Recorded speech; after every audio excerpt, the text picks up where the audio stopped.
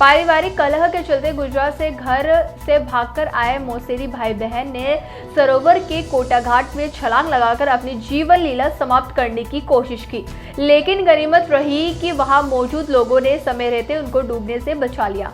मौजूद लोगों की सूचना पर पुलिस अधिकारी गिरधारी लाल मौके पर पहुंचे और दोनों युवक युवती को थाने पर लेकर आए। उन्होंने बताया कि युवक गुजरात जामनगर के रहने वाले हैं। पूछताछ पर बताया कि दोनों रिश्ते में मौसेरे भाई बहन हैं। पारिवारिक कलह के चलते घर से बिना बताए पुष्कर आ गए और मानसिक तनाव के कारण सरोवर में छलांग लगाकर जीवन लीला समाप्त करने का प्रयास किया। पुलिस ने बताया कि युवती शादीशुदा है। उसके ससुराल वाले द्वारा गुजरात के कच्छ थाने पर गुमशुदगी की रिपोर्ट दर्ज है। आज समय करीब 12-1 बजे थाने पर सूचना मिली थी कि एक लड़का है और एक लड़की है जो सरोवर में छलांग लगा दी, जिनको मौके पर उपस्थित मौजूद लोगों ने और पानी से बाहर निकाल लिया, पकड़ कर डूबने से बचा लिया। अभी घाट पर बैठे, ये कोटा घाट की घटना है पुष्कर सरोवर की। तो मैं यहाँ थाने से गाड़ी लेकर के वहाँ पहुँचा जाते के साथ में, तो लड़का लड़की वहाँ पर मिले। लड़के से नाम पता पूछा तो लड़के ने अपना नाम अजय परमार पुत्र सब्जी भाई, जाति सतवारा, उम्र 29 साल, निवासी गोकुल नगर, रडा रोड, जामनगर, गुजरात बताया। लड़की का नाम पता पूछा तो लड़की ने अपना नाम कंजारिया कवि, डॉटर ऑफ परमार रणछोड़ भाई, जाति सतवारिया, उम्र 22 साल, निवासी। केंद्रीय कृषि राज्य मंत्री भागीरथ चौधरी जाट सेवा संस्था की ओर से आयोजित तेजादशमी महोत्सव और विशाल किसान सम्मेलन में भाग लेने के लिए चित्तौड़गढ़ पहुंचे, जहां पर सर्किट हाउस में मंत्री भागीरथ चौधरी संस्था के सदस्यों और व्यवस्थाओं के साथ उन्हें कम अहमियत देने और को लेकर भड़क गए और सर्किट हाउस से निकलकर अपनी गाड़ी में बैठ गए।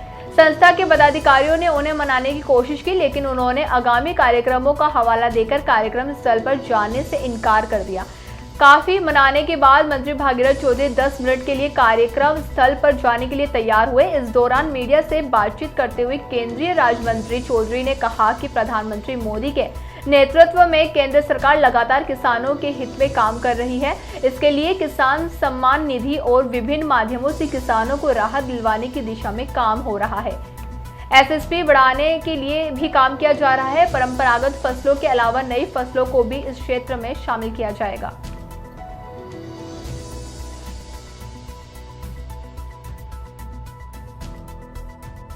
असनावन कस्बे और आसपास क्षेत्र में तेजाजी के स्थान पर हजारों की संख्या में श्रद्धालु पहुंचे।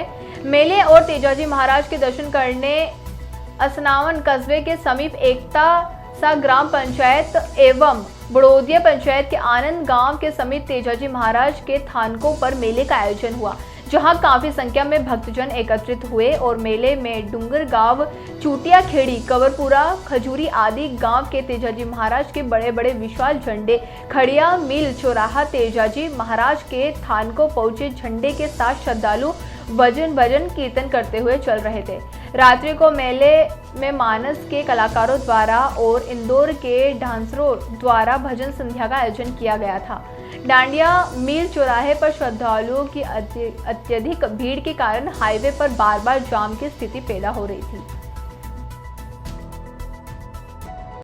कोटा के मोईकला में आगामी पर्व और त्योहारों को लेकर बपावर थाना प्रभारी उत्तम सिंह ने मोईकला पुलिस चौकी पर सीएलजी और शांति समिति सदस्यों के साथ एक महत्वपूर्ण बैठक की। बैठक में जलजूलनी एकादशी और 12 वफात जैसे त्योहारों के आयोजनों को लेकर दोनों समुदायों के गणमान्य व्यक्तियों से सुझाव लिए गए।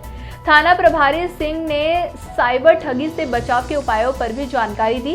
साथ ही शांति समिति के सदस्यों ने पुलिस प्रशासन को आश्वासन दिया कि पर्व और त्योहारों के दौरान आपसी सौहार्द और भाईचारे में कोई कमी नहीं रहेगी। बैठक में मोईकला कस्बे के कई गणमान्य नागरिक भी उपस्थित थे। थोई ग्राम पंचायत में वन विभाग की कार्रवाई के विरोध में स्थानीय लोगों ने किया धरना प्रदर्शन। 12 सितंबर को वन विभाग ने आरा मशीनों के खिलाफ बड़ी कार्रवाई की थी, जिसमें कई आरा मशीनें जब्त की गई थी। प्रदर्शनकारियों का कहना है कि इन मशीनों पर हजारों मजदूर काम करते हैं और कार्रवाई के कारण उनके रोजगार पर संकट उत्पन्न हो गया है। सीटू यूनियन ने प्रशासन को 4 सूत्रीय मांगों का ज्ञापन सौंपा, जिसमें प्रमुख मांगे थी कि आरा मशीनों के मालिक और मजदूरों को परेशान किया जाना बंद हो और उनकी रोजी रोटी की सुरक्षा सुनिश्चित की जाए। यूनियन ने चेतावनी दी है कि अगर सोमवार 16 सितंबर तक उनकी मांगों का समाधान नहीं हुआ तो श्री माधोपुर प्रशासन को ठप कर दिया जाएगा। डीग जिले में लगातार हो रही बारिश ने ग्रामीण क्षेत्रों को प्रभावित कर दिया है। ग्राम पंचायत सवाई के कई गांव जलमग्न हो गए हैं, जिससे लोगों का जीवन अस्त व्यस्त हो गया है। घरों में पानी भरने से लोगों को भारी परेशानियों का सामना करना पड़ रहा है। डीग जिला कलेक्टर के निर्देश पर तहसीलदार जुगिता मीणा और विकास अधिकारी आरती गुप्ता ने मौके पर जाकर स्थिति का जायजा लिया। साथ ही सरपंच गजाधर शर्मा ने यूपी बॉर्डर से आ रहे पानी और भरतपुर फीडर में जल भराव की स्थिति की जानकारी ली। तहसीलदार जुगिता मीणा ने कहा कि रिपोर्ट जिला कलेक्टर को भेजी जाएगी और शीघ्र समाधान की कार्रवाई भी की जाएगी। इसे तो पानी भर रहा है कमर कमर। घर में जाके देखो सांप रोज के लिखिया में जीना आराम है। रोज पशुएं जो भी मतलब खड़े खड़े रह रहे, क्या ले जाए इनको। ना ऐसा लकड़िया नहीं, ऊपरा नहीं, गैस नहीं लेके रहे, कैसे इसे तो पानी में खड़े हैं हम। साहब आप कोई सुनवाई ना कर रहे हो हमारी।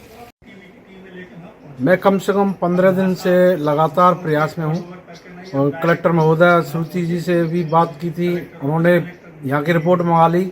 अब अमित जी से भी बात करी। अब कलेक्टर नए आए हैं, उनसे मैंने कल अपनी समस्या रखी, तो बहुत ही गंभीर समस्या है। पहले से लोग बाग यहाँ से पलायन कर चुके हैं, लेकिन अब घरों में पानी घुसने से 10-15 घरों को हमने बाहर निकाल के उनके पशुओं और उनकी रक्षा की है। घरों में सांप घुस रहे हैं, पानी बहुत ज़्यादा आ चुका है। खेड़ा गांव का चारों तरफ से रास्ता बंद है। श्रीमान जिला कलेक्टर महोदय के द्वारा कल निर्देश प्रदान किए गए थे कि खेड़ा सामरिक क्षेत्र का जल भराव का निरीक्षण किया जाए, तो उस निर्देशों की पालना में मेरे द्वारा विकास अधिकारी, समस्त पंचायती राज की और राजस्व प्रशासन की टीम के साथ में ये मौका निरीक्षण किया गया है। सामरिक क्षेत्र में जल भराव की स्थिति है, कई घरों में पानी है, गलियों में पानी है। बरौली क्षेत्र के पूरा गांव में पानी भरा हुआ है। इसी तरह खेड़ा पूरा गांव डूबा हुआ है। इस पूरे क्षेत्र का मौका मुआयना किया है। श्रीमान जिला कलेक्टर महोदय के संबंध में रिपोर्ट प्रस्तुत कर दी गई। झालावाड़ जिले के रटलाई थाना क्षेत्र के गुराड़ खेड़ा में उजाड़ नदी में एक युवक का पैर फिसल गया, जिससे उसकी नदी में डूबने से मौत हो गई। रतलाई थाना अधिकारी रामस्वरूप राठौड़ ने बताया कि मृतक की पहचान मांगीलाल 30 वर्ष के रूप में हुई है। एक दिन से उसकी तलाश की जा रही थी और नदी में डूबने की आशंका जताई जा रही थी। स्थानीय पुलिस और गोताखोरों ने लगातार खोजबीन की और आज नदी में शव मिला। शव का पोस्टमार्टम करवाया गया और परिजनों को सुपुर्द कर दिया गया।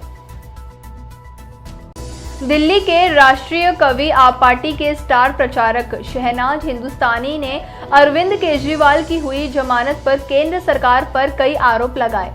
केंद्र सरकार दिल्ली सरकार को काम नहीं करने दे रही है। झूठे केस में अरविंद केजरीवाल को फंसाया गया, जिसके सुप्रीम कोर्ट ने जमानत देकर यह बता दिया है कि झूठ ज्यादा दिन तक नहीं टिकता।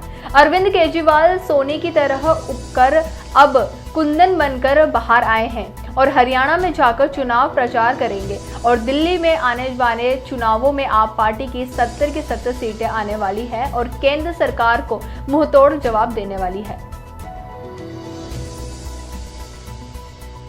अभी जो हमारे अरविंद केजरीवाल जी की आज जमानत हुई है, उनको कैद कर लिया गया था, जेल में डाल दिया गया था। ये सियासी नज़रिए से चीज़ें हैं। इसके लिए मैं ये कहूँगा कि केंद्र सरकार जिस तरह से दिल्ली को काम नहीं करने दे रही है, उसके ऊपर ये सारा माजरा है। झूठे केस में अरविंद केजरीवाल जी को फंसाया गया, झूठे केस में फंसाया गया है, जिसकी जमानत आज सुप्रीम कोर्ट ने ये देकर बता दिया कि झूठ ज़्यादा दिन तक नहीं चलता। झूठे चीज़ों के अंदर राहुल गांधी जी को फंसाया गया था, पर ज़्यादा दिन तक वो चला नहीं और उनकी सदस्यता वापस बहाल करनी पड़ी थी राहुल गांधी जी की। झूठे केस के अंदर मनीष सिसोदिया जी को डाला, लेकिन कोर्ट ने उनकी जमानत दे दी। 4-5 लोगों को डाला, उनकी जमानत दे दी। कुल मिलाकर के ये है कि आप जितनी भी कोशिश करेंगे दबाने की, सच उतना ही बेहतर तरीके से। कहते हैं कि सोने को जितना तपाया जाता है कुंदन बनता है, तो अरविंद केजरीवाल भी सोने की तरह तप कर कुंदन बन करके आए हैं और अब हरियाणा में जाकर के प्रचार करेंगे। और दिल्ली में आने वाले चुनावों के अंदर पहले हमारी 62 सीट 67 सीट आई थी, उसके बाद फिर 62 सीट आई। ये इतिहास बना है और अब की बार ऊपर वाले ने चाहा और आप लोगों की दुआएं रही तो दिल्ली में 70 में से 70 सीटें आने वाली है और केंद्र सरकार, तानाशाही सरकार को मुंह तोड़ जवाब मिलने वाला है। सचिन पायलट ने खेजड़ली में संबोधित करते हुए कहा कि समाज के लिए कुछ षड्यंत्र रचे जाते हैं, उससे हमें सावधान रहना पड़ेगा। अगर आपके समाज के खिलाफ कोई साजिश रचेगा तो मैं आपके साथ खड़ा रहूंगा। समाज का हर वर्ग शिक्षा और संस्कार पर ध्यान दे।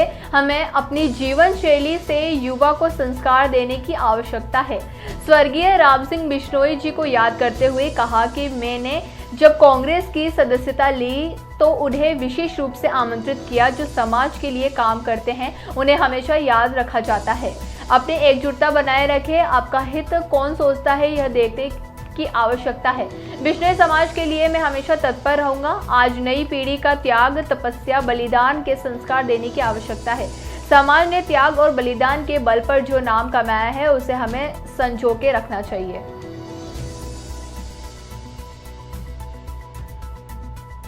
लॉ एंड ऑर्डर की स्थिति खराब है, उसको लेकर कांग्रेस पर आज हम खड़े हैं जोधपुर के अंदर। लगातार यहाँ पर जो दुष्कर्म हो रहे हैं, लॉ एंड ऑर्डर एक तरह से बिखर चुका है और राज्य सरकार की जिम्मेदारी बनती है। अब आज भी मैं देखता हूँ केंद्र सरकार तो मनमोहन सिंह जी को कोसती है कि 10 साल पहले यूपी सरकार ने ये किया वो किया, लेकिन आपके हाथ में लॉ एंड ऑर्डर है और ऐसा कोई जिला नहीं है जहाँ पर डकैती, बलात्कार, दुष्कर्म, तमाम तरह के एंटी सोशल एलिमेंट्स अपने पैर पसार रहे हैं और सरकार नाकाम है। सरकार में मल्टीपल पावर सेंटर बन चुके हैं। किसी को मालूम नहीं कि कोई मंत्री कैबिनेट में है कि नहीं है। संगठन कुछ बोलता है, सरकार कुछ बोलती है, सरकार में 3 लोग अलग बातें बोलते हैं। तो ये जो बिखराव है बहुत जल्दी हो गया। आमतौर पर 3-4 साल के बाद एक खिंचाव होता है सरकारों के अंदर, लेकिन यहाँ मैं देख रहा हूँ कि बहुत शुरुआत में ही अलग अलग सत्ता के केंद्र बन गए हैं। उसका नुकसान लोगों को होता है। जो नीति निर्माण होती है, गवर्नेंस होती है, ग्रामीण क्षेत्रों में विकास बिल्कुल ठप पड़ा है। जिनके वर्क ऑर्डर हम देख गए थे उन कामों को भी नहीं करा पा रहे हैं। तो मिसमैनेजमेंट भी है और मुझे लग रहा है कि भारतीय जनता पार्टी से लोग बहुत जल्द उनका मन उठ चुका है। बयाना उपखंड और भरतपुर जिले के सबसे बड़े बांध बंद बारीठा बांध में बरसाती पानी की लगातार भारी आवक होने पर इस बांध के 6 में से 5 गेट को खोलकर 34 घंटे तक लगातार पानी की निकासी के पश्चात बारिश के रुकने और पानी की आवक कम होने पर इस बांध के गेट फिर से बंद कर दिए गए हैं। इस बांध के ककुंद नदी में लगातार छोड़ा गया यह पानी अब कई गांव में खेतों में भर जाने से उनमें कड़ी फसलों के लगकर नष्ट होने की स्थिति बन गई है। जल संसाधन विभाग के अधिकारियों से प्राप्त जानकारी के अनुसार 29 फीट भराव क्षमता के इस बांध में उफान मारने यह गेट खोले गए हैं। आपको बता दें कि करीब 132 वर्ष पूर्व भरतपुर रियासत के तत्कालीन महाराजा की ओर से बनवाए गए इस बांध से खेतों की सिंचाई के अलावा भरतपुर जिला मुख्यालय के लिए पेयजल की आपूर्ति भी की जाती है। वहीं इस बांध में बड़े पैमाने पर विशेष प्रकार की मछलियों का पालन भी किया जाता है।